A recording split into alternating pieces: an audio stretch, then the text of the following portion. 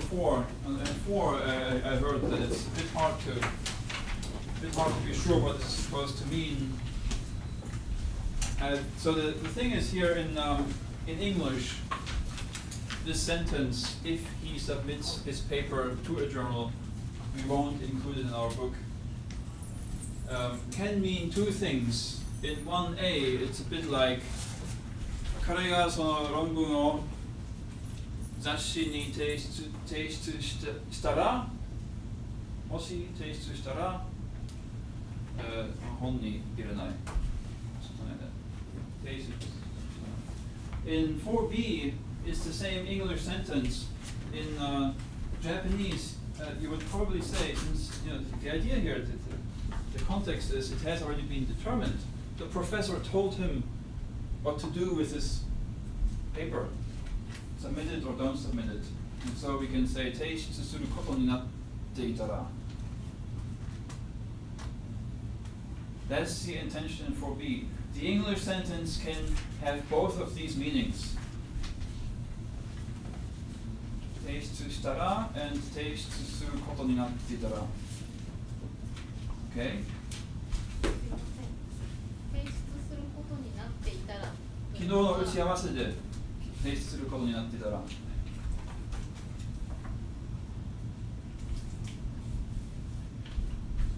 タラの後の文章を持ってる。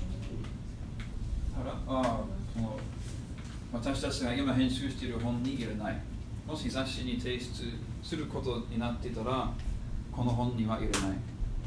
This is 手も。手も No, たら。We have a zashi and a hon, and they are different, okay?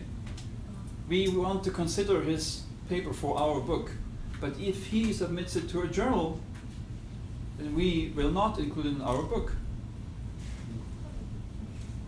Because you cannot publish a paper that has already been published. If he submits it to a journal, then the publisher of the journal will own the rights, okay? Not temo, tara, right? And the B sentence too in Japanese, I already said that in fact. So in 1b you probably would want to say something, this is about the past, so you have to say something like 提出していたら, right? 昨日 or whatever in the past, 彼がその論文を提出していたら、この本には入れない. But that in Japanese you can also use about the future. 来月、彼がその論文を雑誌に提出していたら、この本に入れない. In that case, the submission does not have to be in the past, right? It can be between now and that future time next month. So there too, you use this perfect, the tiru form in Japanese. And it's not exactly the same as the past in English, but it behaves in the same way in this respect, that you can have this past from the future in the conditional. Somehow, the if clause, the if, right? The conditional construction makes this reading available. And so 1a and 4a in Japanese, you cannot use the same form for saying this, but in English you can. And I would like to give these two English sentences the same interpretation. Okay? That's the idea. So, and I want to use a model like this. Now we have already talked about what's on page 3. This is objective and subjective uncertainty. Let's not go over this again, not now. We have already talked about page 4. There you see one of these models. Let's not go again over this either. This is just to say, these black areas that you see in this little picture, the black zone is the area on which these worlds are indistinguishable. And the gray, these gray tunnels, they are sort of possible histories. Okay. So it's a bit like branching time. This makes it pretty clear, I think. Down at the bottom, this is much worse than what I have here. Actually, it's it's not so visible, but it's this claim that you can not predict the future unless it's already determined. So your doxastic accessibility relation interacts with in a certain way with these historical alternatives. There's a quote. Perhaps I should say that here at the bottom of page 2. If you ever heard Arita Sensei, Arita Setsuko, talk about settledness, she also talks about this quote. In 1b, これが提出したら, right? もし彼が提出したら, you don't know what the truth value of the antecedent is, right? Whether he does it or not. And we won't read through the whole quote, but it says there that this uncertainty about the truth value of the antecedent has, it has a certain nature, a certain source. Intuitively, it is because the state of affairs described does not yet exist, cannot be affirmed or denied, it's unverifiable. You cannot possibly know whether he does that in the future or not. Whereas in 1b, 彼が昨日 or whatever in the past, 彼が論文を提出していたら, there, objectively, it is this what says it. The state of affairs does exist and is verifiable, either positively or negatively. It's clear, it's either true or false. He did it or he didn't. And you could find out in principle. It can be known. Okay. And that's the intuitive difference between these predictive and non-predictive conditionals, 1a and 1b. Okay. I'll bring this up. So,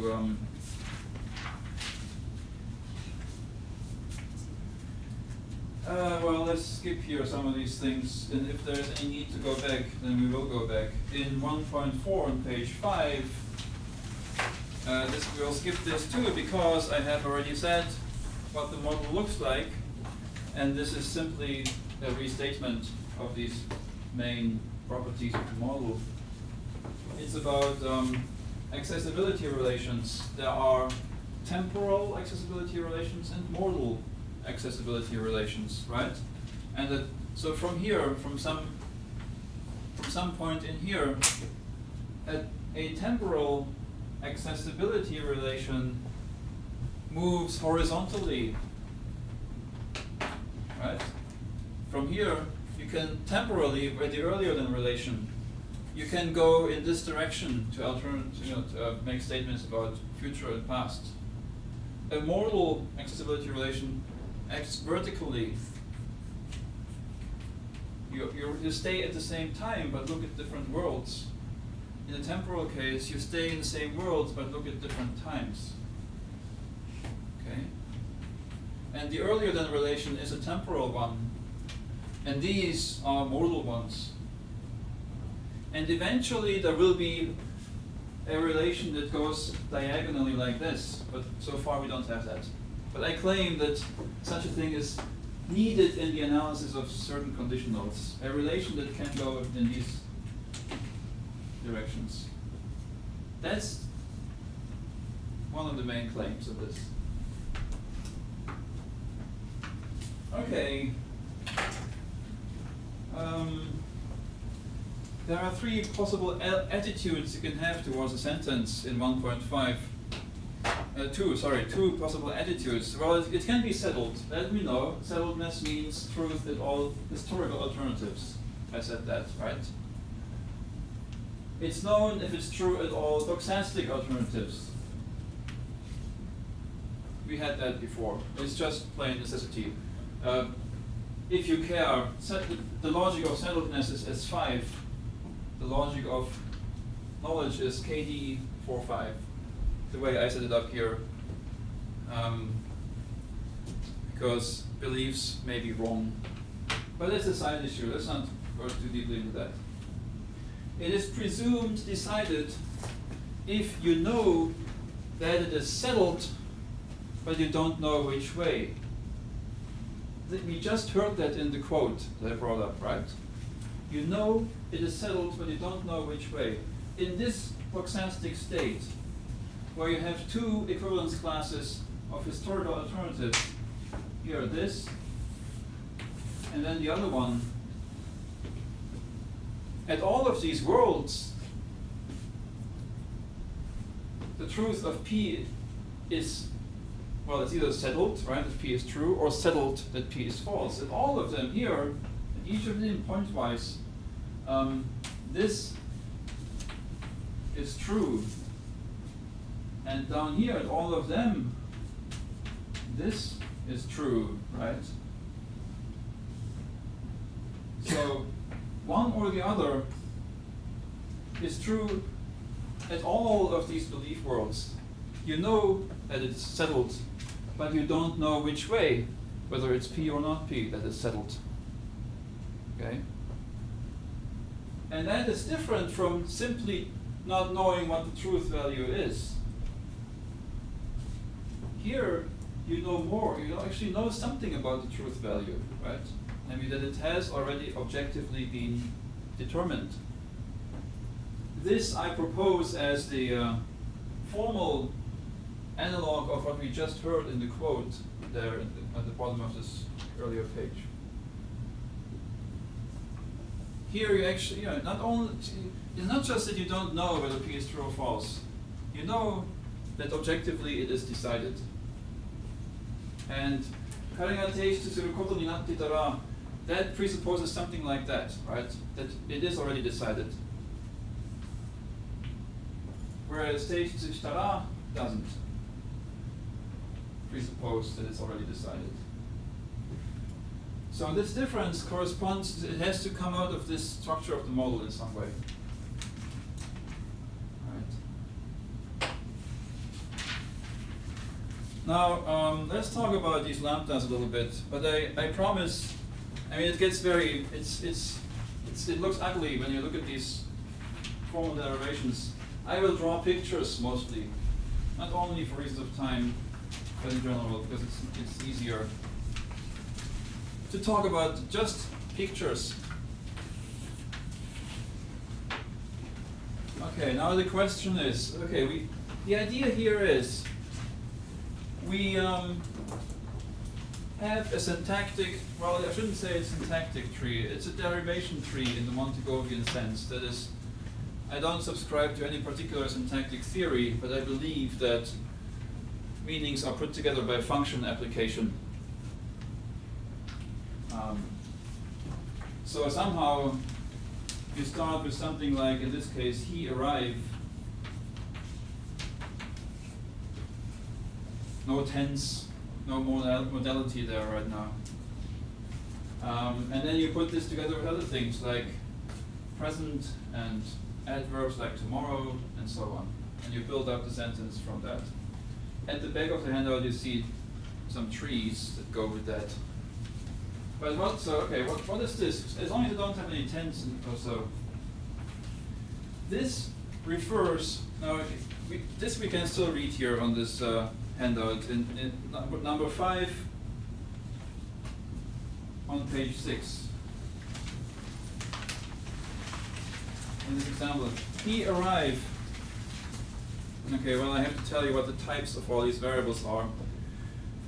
This x, lambda x, means x ranges over sets of points in this plane of indices. So you give me a set of points, and I give you one if and only if there is one point in this set at which he arrives.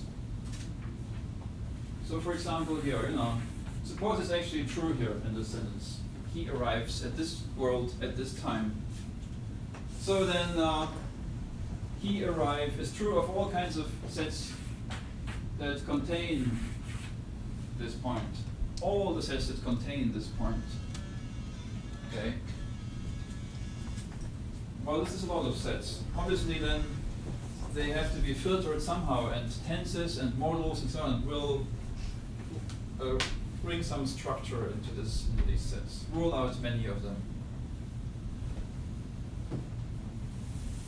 Okay. So, for example, if you put it together with tomorrow, does it say tomorrow here? Yes. So I have something like tomorrow, and we won't go. If you look at the top of page 7, it gets a bit ugly. But the basic idea is that tomorrow refers to something, and he arrive refers to something, and the two together refer to the intersection of these two things. Both of them, okay, let's see, what is tomorrow? What is tomorrow actually in itself? What does it denote in the model? I say here it denotes an accessibility relation, not surprisingly, perhaps. That is, look here, something like this. We are at some time t. Perhaps I should use a different example to illustrate first. Let's say after dinner, okay?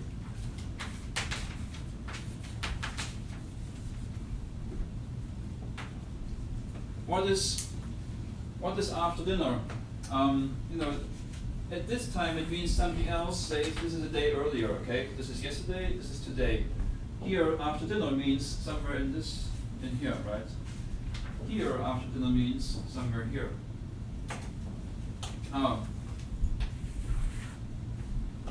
One thing we can say is that, you know, it's a relation which takes you from, from this index to all these places that are after dinner in this world, right?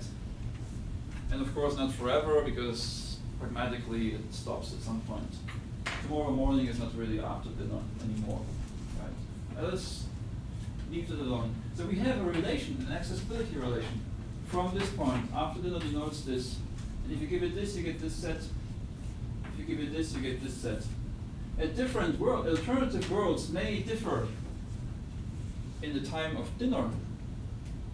We don't know. It's not settled when dinner is. So perhaps here, it picks out this set. Right? So after dinner, when applied to this, to worlds or world time pairs on this line here, it becomes something like, some stretch of time that looks like this.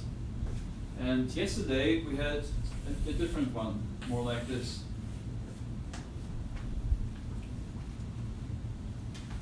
Okay. And now I say, well, this is the basic idea behind this. But if you look at the paper, actually, it says that so you start out from this relation, but the adverb after dinner actually denotes an accessibility relation that goes to all of these things. It's sort of it's intentional, right? So you don't know when dinner is, so then after dinner is not really fixed. It depends. You don't know yet, right?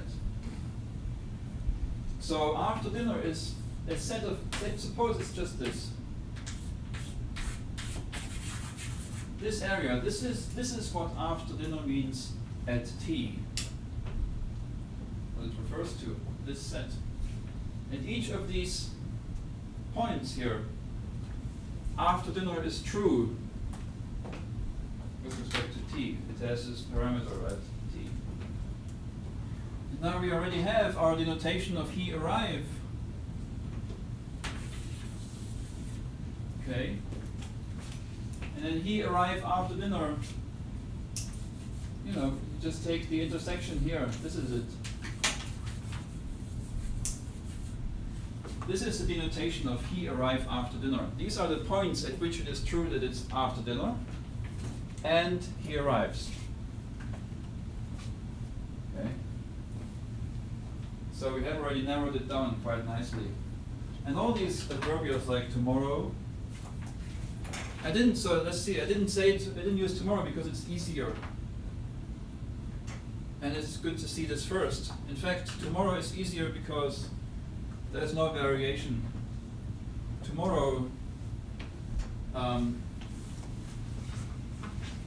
tomorrow is something like this, right? It's constant for all of these things because these days are synchronized.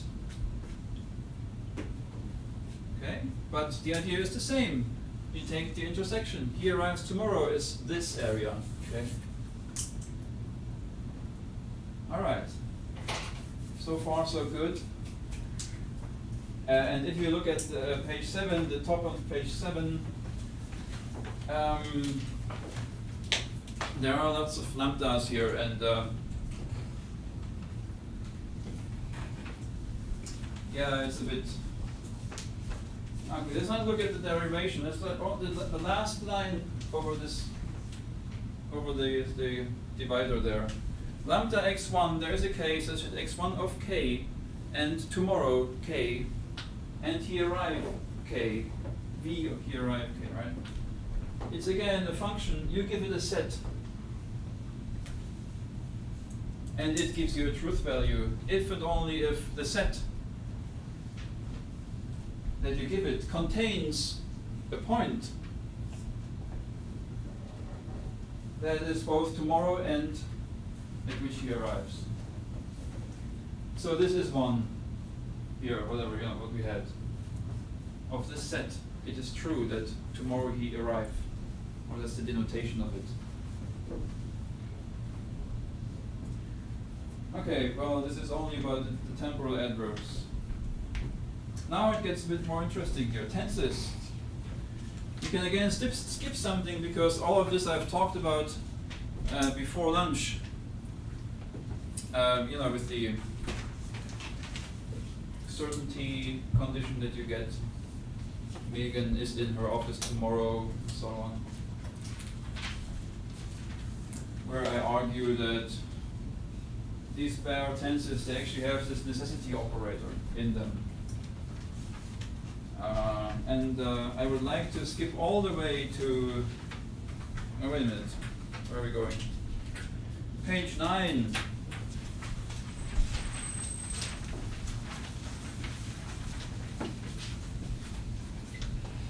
Now I say that, well, I say two things. It is generally, I have here an account of both the bare present and will, the modal will. He will do such and such. It rains tomorrow and it will rain tomorrow and so on. And basically I can already tell you what I say is that it will rain is more easily usable and makes a weaker assertion because you have an ordering source there, this human necessity, if you want to call it that. Whereas the bare tense, present tense, also denotes necessity, but not human necessity, rather simple necessity. Now it is pretty common in the linguistic literature to analyze the modal will as consisting of two things. You never see those two things in English, but you do in German, for instance, which has a cognate word for this.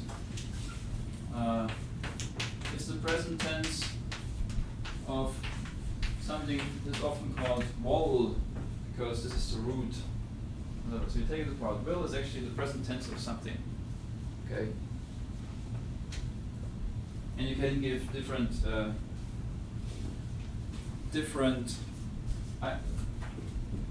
parts of the meaning to these two things. In particular, I would like to say that this is the present tense, and this tells us that we are dealing with this special modal force. Okay, this somewhat weakened modal force. So what's the difference between it rains and it will rain? Just to keep the analysis simple, and uniform across these two, I want to say that this present tense also has, they are present, a temporal component and a modal component. You don't see the modal, but semantically it's there. It's necessity. And this is something like human necessity, okay? So, yeah, will, actually will, and then here we have just the present tense. It rains, and it will rain. And this makes sense because in English you can use will to refer to the past as well. It's not the future tense marker. Right? You can say he will have been here yesterday. Perfectly fine. Meaning something like, I think it's probably likely that he was here yesterday. Okay, now these two things combined with something like tomorrow he arrived. Tomorrow he arrived.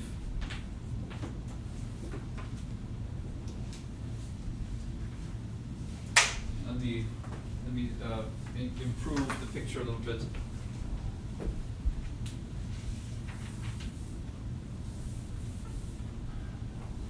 So already we have, let's say we actually have tomorrow, right? This is tomorrow. Here we are at our index of evaluation. And then, he arrives at various worlds, because he arrives actually this whole set. Okay, now you're here. This is what this refers to. At time t and world w.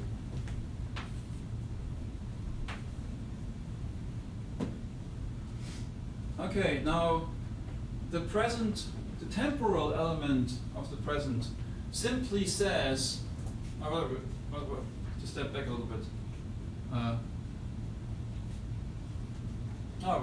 It simply says that this is later than this. And if it had been the past, he arrived tomorrow, we would get a contradiction. Because he arrived says that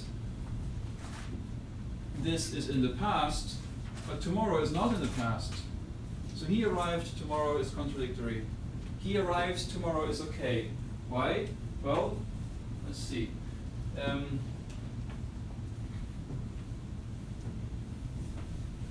Temporally, I'm looking at this item here first, this present, right?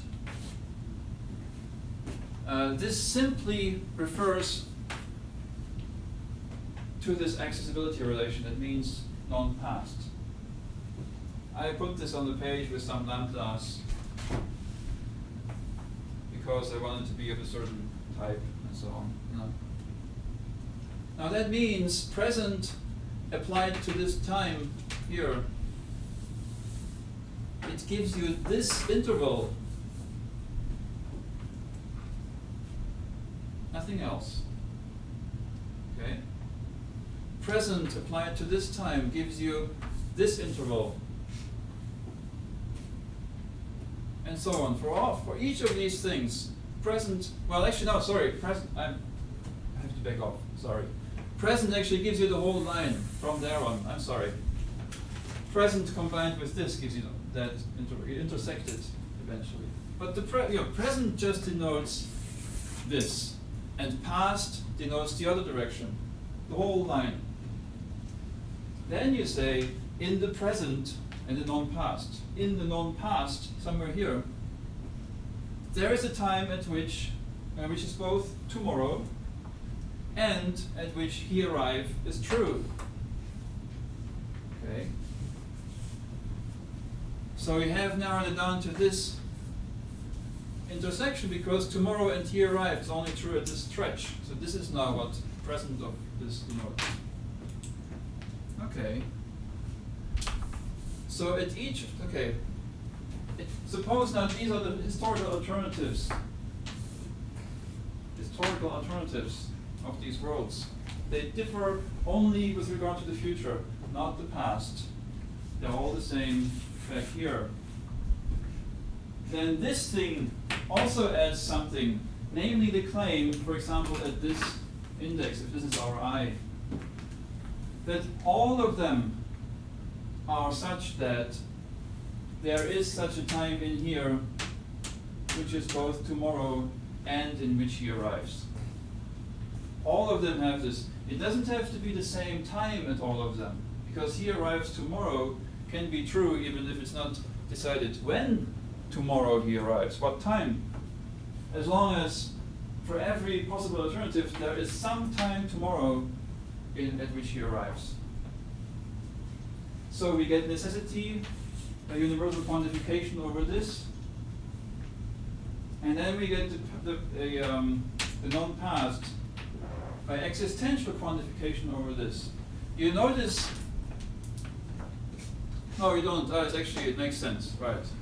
So this applies first, and this next. And if you want to see exactly how this works out compositionally, you can go through these formulas, but I don't want to do this on the board because it's more important to get the intuition. Okay. So at all of these alternatives, there is something that is non-past, tomorrow, and he arrives. These are just conjoined, right? These assertions. If you look at these formulas, you'll see that that is all that's going on. Okay, present and past, page 10, they just denote these accessibility relations. Now, okay, I have jumped ahead a little bit by saying that these are the historical alternatives. Actually, if you look closely at how this works,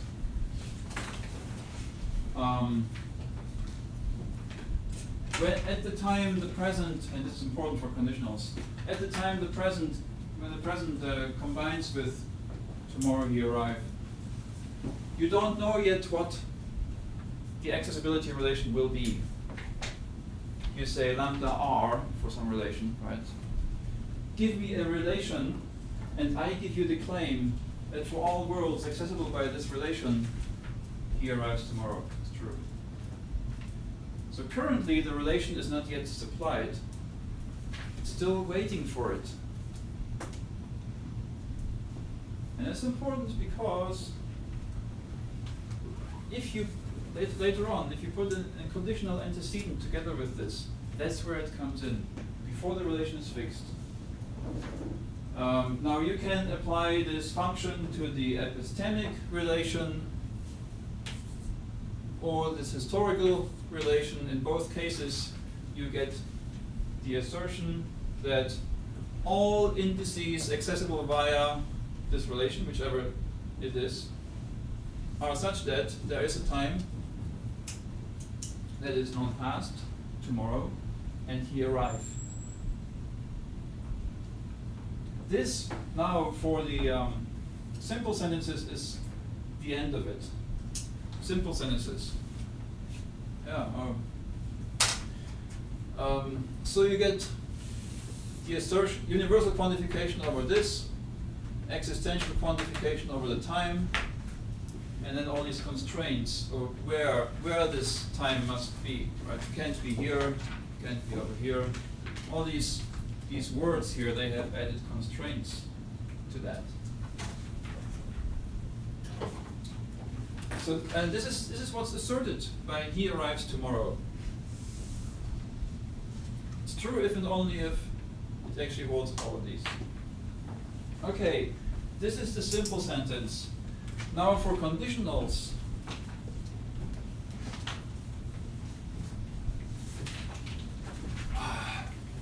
God. There's one important new, one additional thing which is used to account for the observations.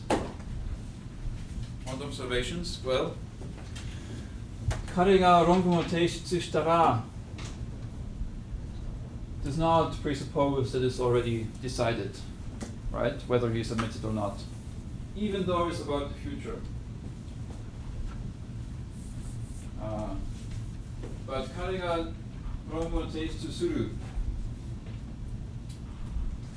actually asserts that it is decided. することになっている is a bit better for Japanese because, like I said, the bare present you can use it much more readily in Japanese than you can in English. But if you say することになっている, then it doesn't sound the same anymore. It's a problem. Anyway, so if I want to say that the antecedent has this necessity modal in it,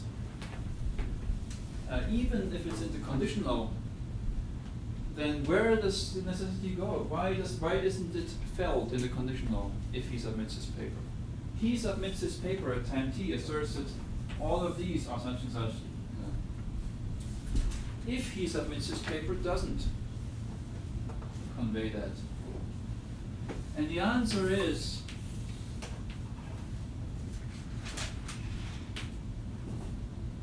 we have here, suppose we're talking about an epistemic accessibility relation, okay? We have this assertion that in all my belief worlds, he submits his paper, and so on. I want to make a copy of this picture here, an exact copy of this, where something like this, right? So let's just leave it at that. Now again, you have this relation here, and you have this relation here. And now, suppose it's not yet decided whether he submits his paper or not. But you can still use the conditional. You could not assert the antecedent here, but there are times in the future when history has progressed somewhat, at which the alternatives will answer the question, right? So in these future times, we can say here, it is in fact true that at all alternatives here, he submits his paper. Suppose it is true here. Here it may be false. So we have, necessarily P, necessarily not P here, but back here we don't have necessarily not P just yet. And here we don't have necessarily P. It's not settled, but it will be in due course. Now, if we say that the antecedent is interpreted relative to a forward shifted evaluation time, and we can do this. So we are still here, but we say exactly the same assertion, but with an important modification of the accessibility relation. We are not sorry. I'm talking. I'm using different examples as a problem. Let's say here we. No, let's. Okay, let me draw the picture first, and then talk about examples. This expression refers to the composition of two relations. I and J stand in this relation if and only if, for some K, I and K stand in this, and K and J stand in this relation. This is how I write it. Sometimes people use the opposite order for writing this.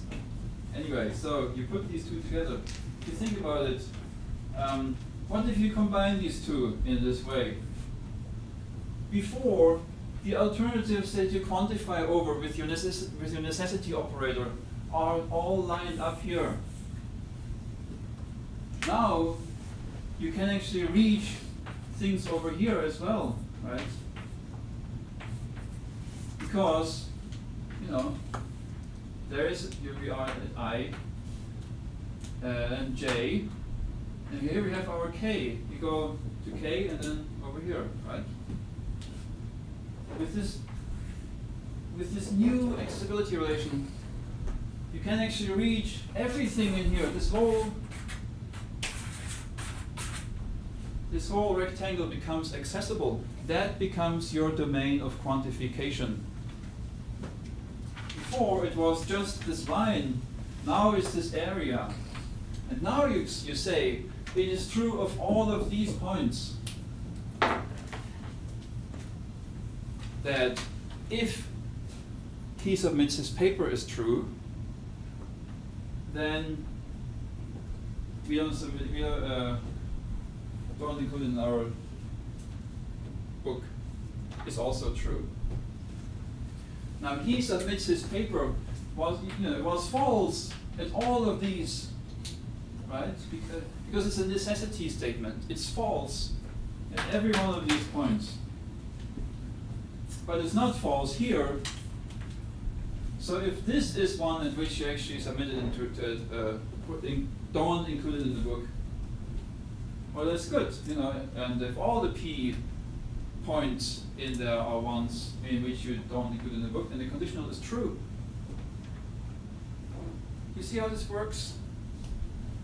Simply by changing the accessibility relation, and I say that if does that, the word if does that, it shifts into the future. That's, simply by doing that, you have changed your quantifier from ranging over this line to something ranging over the whole area.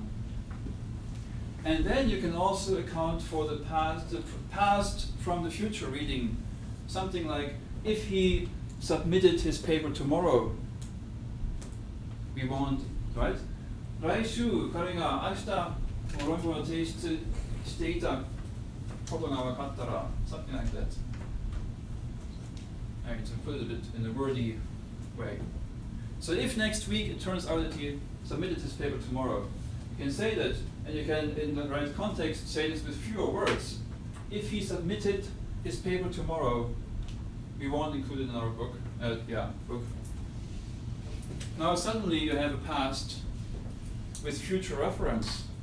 That's possible because there are times here you evaluate the sentence at these later times, and then the past refers to this whole stretch. Okay? At each of these indices. And then if this is tomorrow, then it is true here that he submitted his paper tomorrow. With the tomorrow, here we see where now, you know, these indexical adverbials, they have to have access to the original time of evaluation. Right?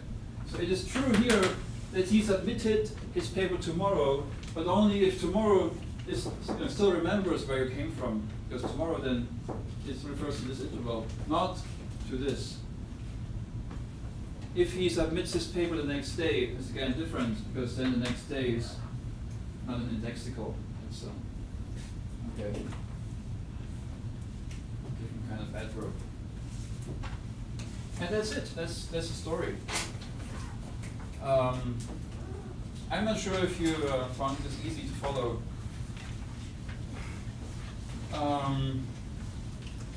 Basically, the idea is that in this, you have your speech time.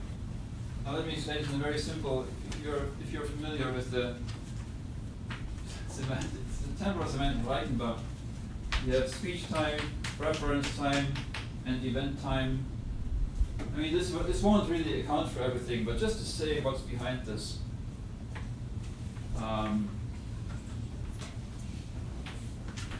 Speech time.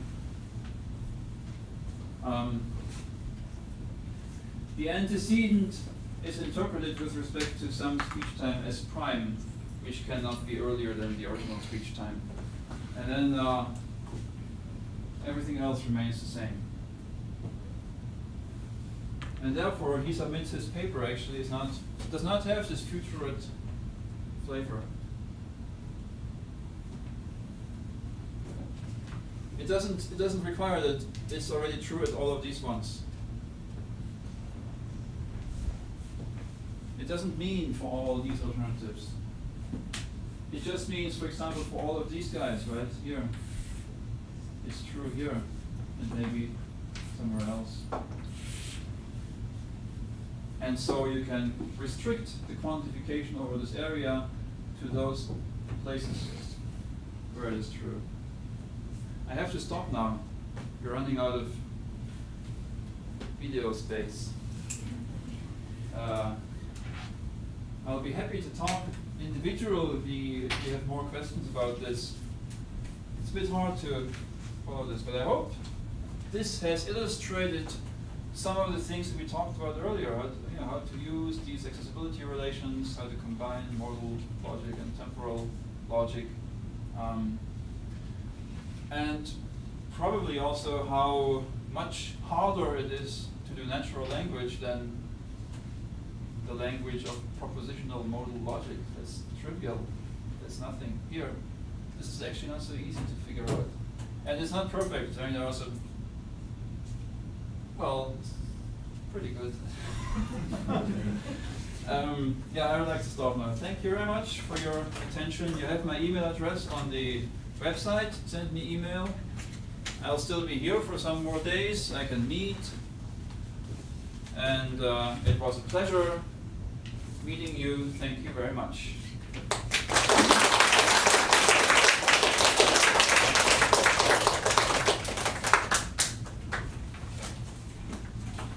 それじゃどうもありがとうございました。ちょっと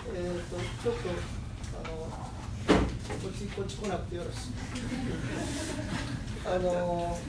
一応スポンサーにクレジット出しておかないといけないと思うので、これはゴンチさんとやってるこれ基盤の A ですけど、ラングリッジとロジックに関する派遣で表示を出してもらって、この講義はこの COE のところがありました。で、ゴンチさんの方のホームページからも、この COE の36の研究会のホームページからもリンクが貼られてますので、この本の、これまでやったそのカウフマン先生の発表を含むような発表であるとか、これまでやった研究発表であるとか、全部そこのホームページに載せますし、これからこの今映してますけれど、それに関する問い合わせなんかもそこのホームページを通じてやりますので、できるだけ見るようにして、ラングロジックというふうに聞くと、どちらも文さんの方のやつにもリンクがまだ貼ってないかもしれない。これから貼ります。それじゃあそれで、今回は随分東大の言語学の学生の手伝ってもらいましたけれども、ありがとうございました。それとこれからもいろんなラングエッジとロジックに関するような研究会とかしたいと思いますので、できるだけ仮哲とか哲学の学生の人とかにもできるだけその程度に行くように、いろんなところで連絡取りにします。どうもありがとうございます。もう一度。